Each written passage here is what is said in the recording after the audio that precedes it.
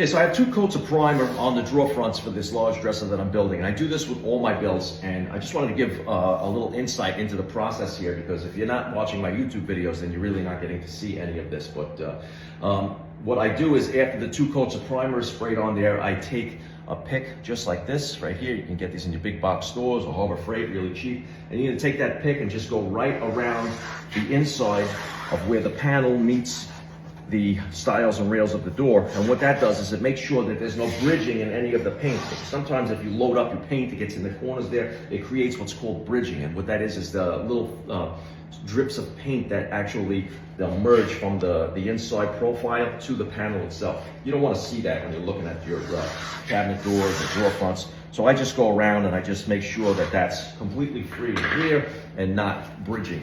And then I take some this is 320 sponge sandpaper. Why? Because it's flexible and it contours to the curves of the profile.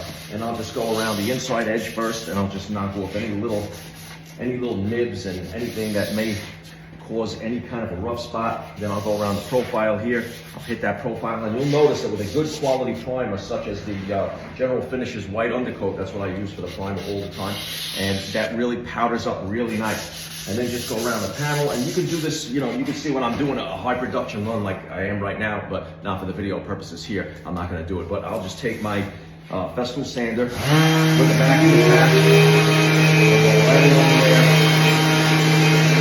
and I'll do that to the inside panel, I'll do it to the stiles and rails. But right now, the primer is so smooth that all I need to do is just go around the edges with this 320 sandpaper, and you can see the powder coming off there, probably showing up as like a little smoke in the air. And this just gives you a really buttery smooth finish. Go around the edges, all the edges here, and make sure that you get all your edges, because you're going to be spraying more finish on the edges. So a smooth primer creates a smooth finish. So as I go around and sand that, I'll check it and it feels like glass. And then I'll just come over here with the compressed air and blow it all off.